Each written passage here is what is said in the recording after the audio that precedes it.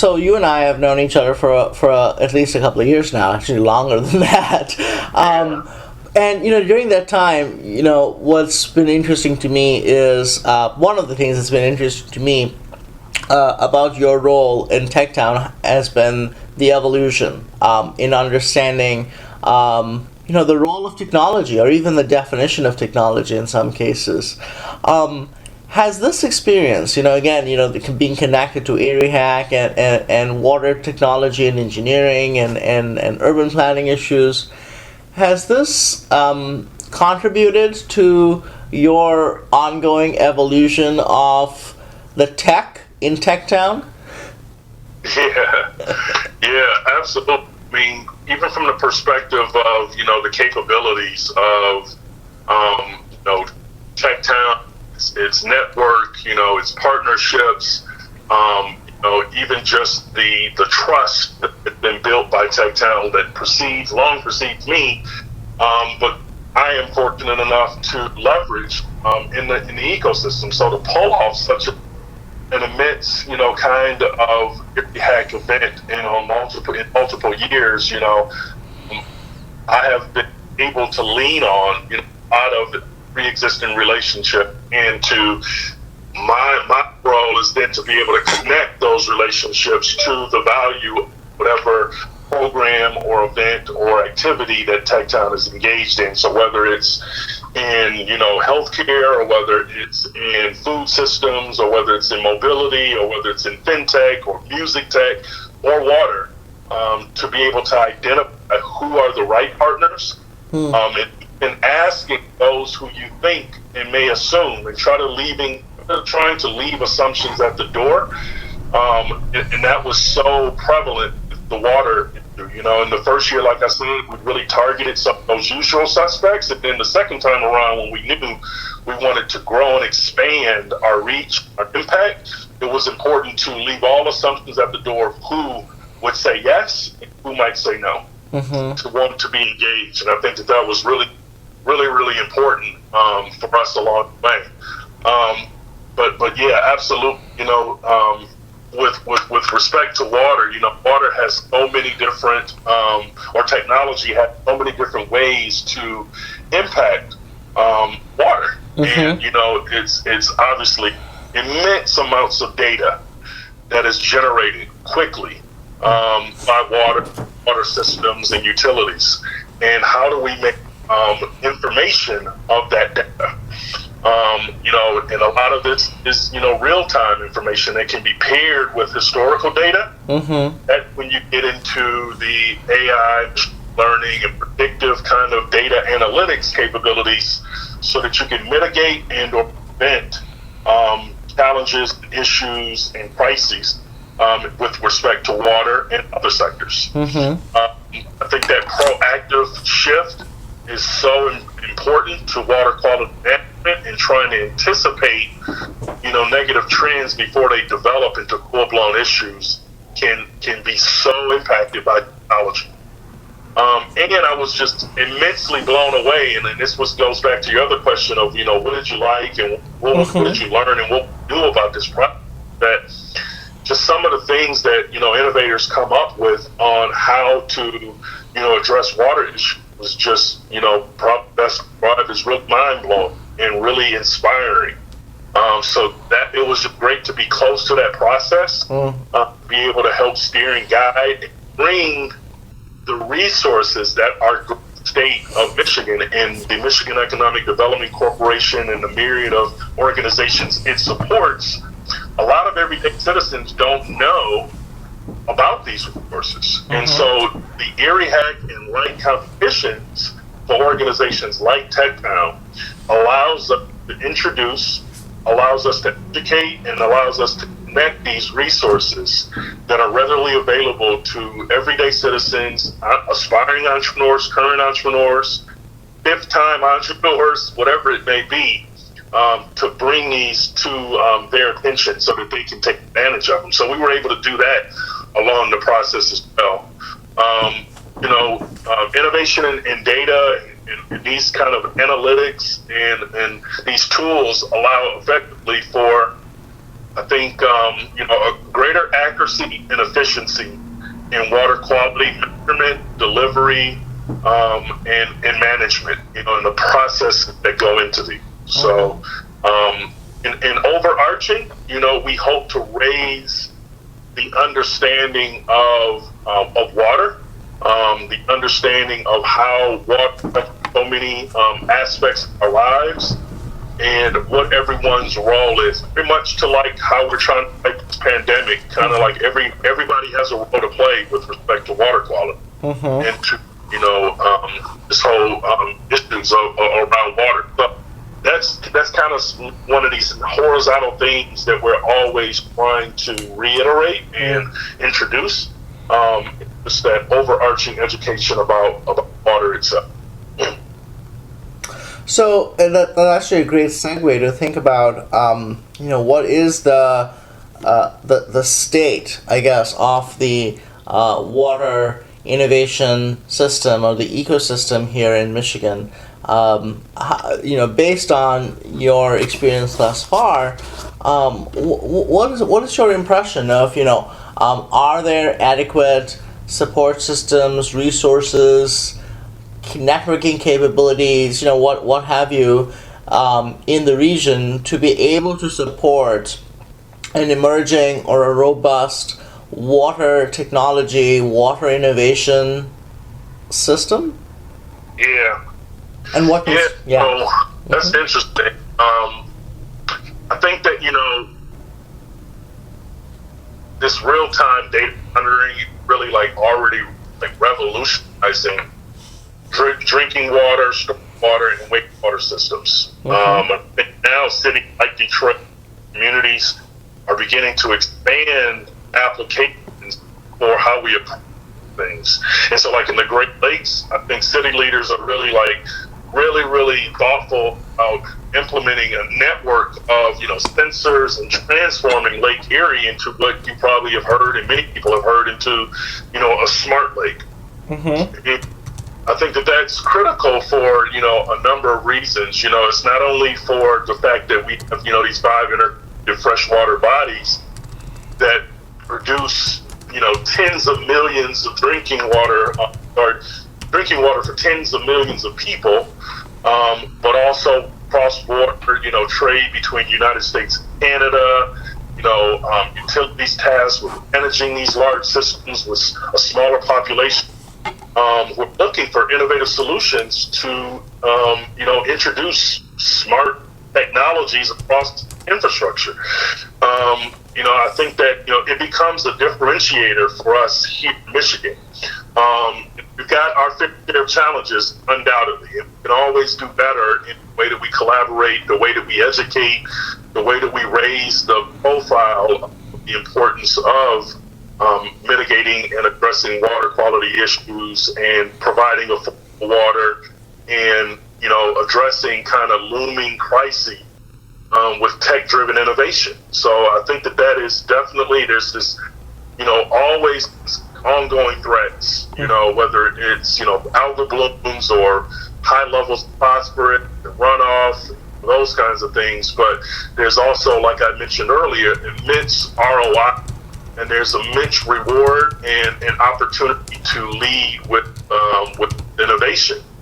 And I think that for the Great Lakes, it allows us to continue to prove, our effective approaches, not just to ourselves, but to the world. I think that as with the automotive sector, I think the world watches for, pioneering and thought leadership and innovation leadership with respect to water solutions.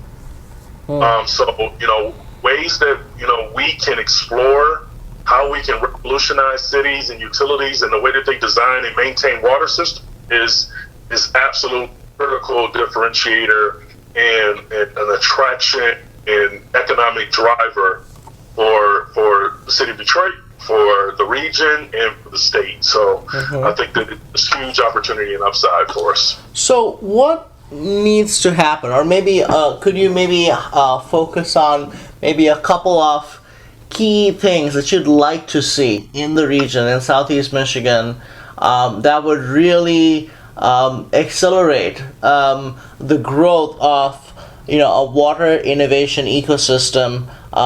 Is there a model for success that you're drawing on, elsewhere, maybe, that when you see, when you look at examples in Israel or even in the country like Milwaukee, are you modeling yourselves on some of these other water hubs, or do you think we should, or is there something else that you think Southeast Michigan should be doing or could be doing to better create the conditions for, like you said, becoming another world leader in water innovation and technology?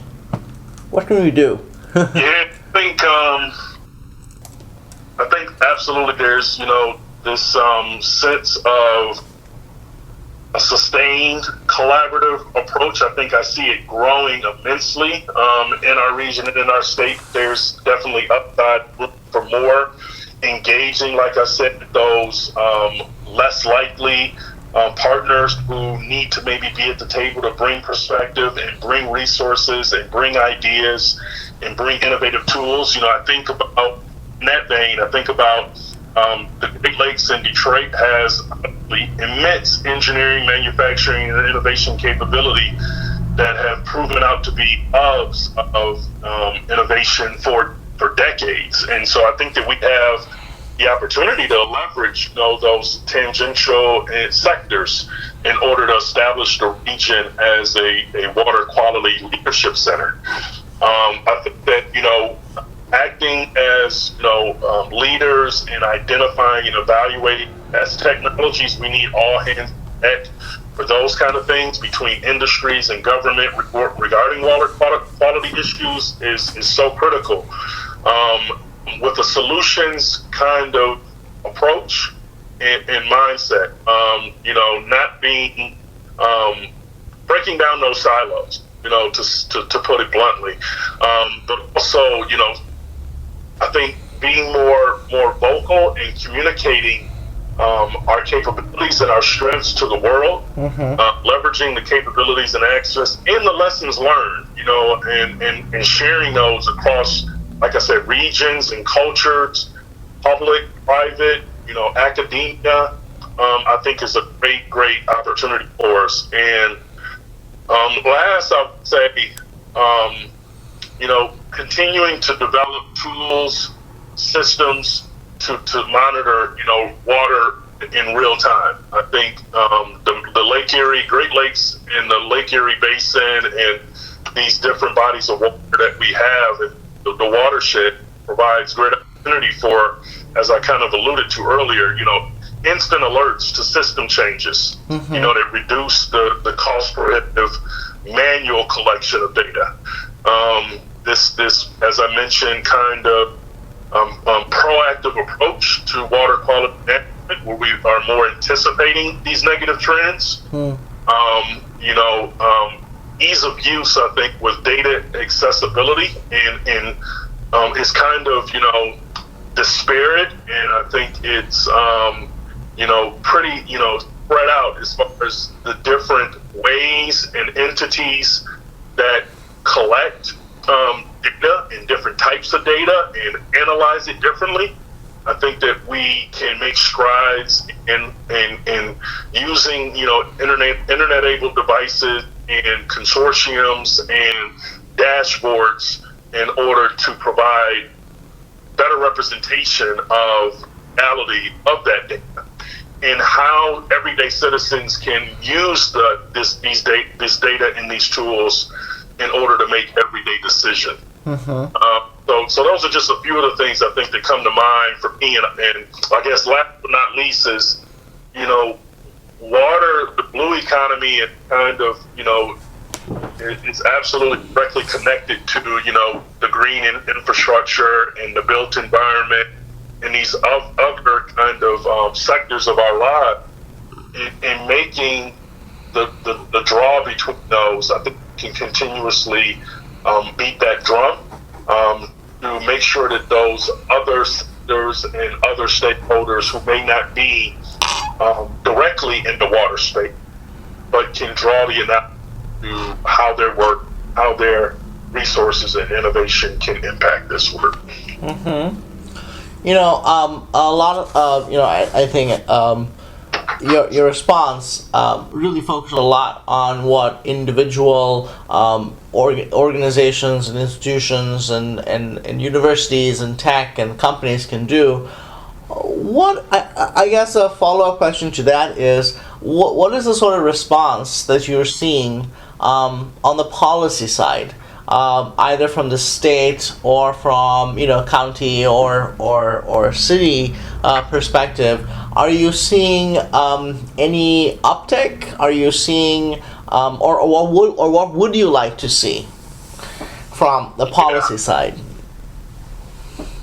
I think that, so there is definitely more research and policy development to be done to, I think, identify, specific recommendations around, the most powerful, resourceful state, local, public, and private, practices, central to the growth of our blue economy. But I think that there are, definitely some key things such as supporting, like local waterfront development, cleanup, and infrastructure for better placemaking in our community. People, like I mentioned earlier, want to be connected to water for a variety of reasons. But we do face challenges from costly infrastructure investments to clean up water, rebuild wetlands, clean waterfront, industrial property, those kinds of things. I think that we can do, more work in those areas. Also advancing public-private development or financing strategies. That's something like in my work at Detroit Urban Solutions, in smart cities, and we talk about smart lakes and smart bodies of water, but there's always, that conundrum of smart cities often turn to bodies of government in order to fund smart city projects or smart city needs or to make cities smarter. And often,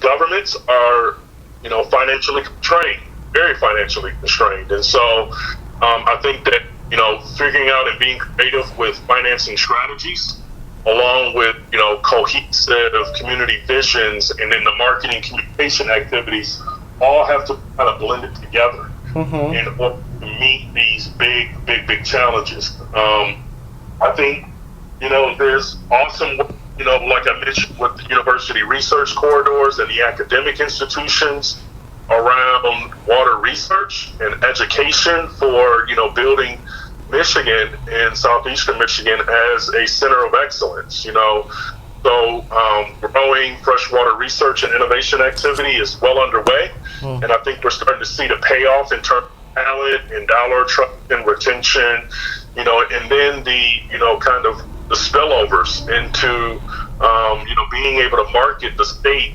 as a water research and educational center of excellence. These are things that, drive economic development. So I think that there's some, definitely help with recruit for, I would say, institutional, philanthropic, private and corporate investors, expanding, consortia that involve public universities to include more water research, creating matches for competitions like Erie Act to support those kinds of things, both at the state, city, and federal levels. And then again, just driving innovation for, creating centers of excellence in, driven by research, incorporating research into this process, and then moving these ideas and this passion along the continuum to commercialization strategy and funding. So kind of stitching those things together. And I think that's where obviously organizations like TechTown play an immense role. Right.